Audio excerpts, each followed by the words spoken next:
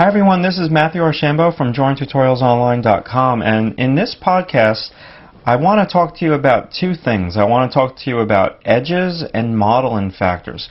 Now we're about two-thirds, a little bit more than halfway through this cast drawing project that I'm doing for the members, which will probably be like 4 DVDs. I'm not quite sure yet. And I've really been working with 3 tools. I've been working with my colored pencil, this Coal Erase, been working with a kneaded eraser, and I've been working with, this big brush over here, and I'm kind of smudging with the big brush. I've already kind of showed you that, I believe, on the last tutorial.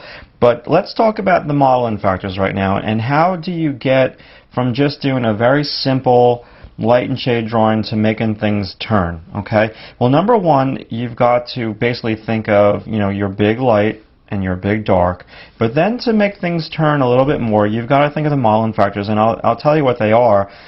Basically, you've got a highlight area, then this little skinny band is called a light halftone, then this darker band is called a dark halftone. Right underneath the dark halftone, sometimes you get like a little bit of reflected light that is bouncing from here up into the shadow. And then you do get an accent. I'm not getting much of an accent over here. This is kind of an accent where the breast is touching the arm. It's usually like where one thing touches another. It's hard to see on this cast statue because everything is light.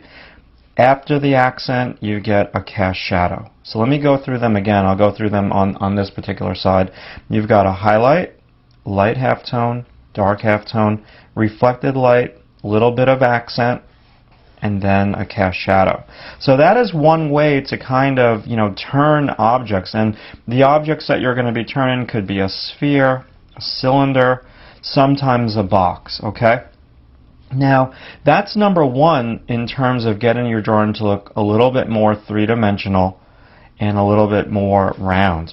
The second way is to utilize edges and to really think about your edges, which edges you're going to have hard edge and which edges you're going to have soft edges. So basically over here in my light, I do believe I want this to be a pretty hard edge right over here. Now if everything is hard edge, your drawing is going to become flat, almost like a photograph, because the camera sees with one eye, but you're an artist and you can see with 2 eyes, so you have a better depth perception. So basically I'm choosing to put my hard edge over here, but then look at how I'm blending this. I mean, granted, this drawing is not finished and I have a ways to go on it, and I'm going to work this a little bit more. I've got all this texture to put down over here, but pretty much this underplane of that arm is going to be blended into the background. I'm going to have a soft edge over here.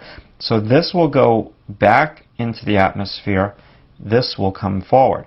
Now where else am I utilizing edges? I'm probably going to have a harder edge over here when I'm done with this, and I really want this to come forward, but these 2 edges over here, this is where I kind of go over this with my pencil, and I'm softening the side plane of that statue right into my background. So edges are really, really important. Now technically, some of your hardest edges should be in the center because this is coming forward. Now I'm probably going to have a nice hard edge over here. This is in the center, but you've got to weigh those options with, okay, this is in the center, but do I want you to look down here? So yes, you use the modeling factors to show 3-dimension. Yes, you use edges and you manipulate edges to show 3-dimension. And you use a nice combination of hard edges and soft edges. But you also, the last thing that you want to take into consideration is where are you going to put those hard edges? You may not want to put them down here because this may not be where you want me to look first.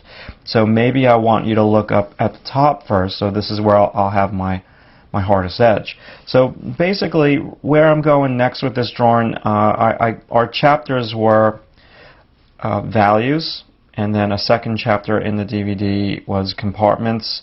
We did shading already, and now what I'm getting into is refinement. Refine is our last chapter. Now probably I'm going to squeeze another chapter in there, and that chapter is going to be texture, because I really want to show all the members of Drawing Tutorials Online how I get the texture down here and how I get the texture over here.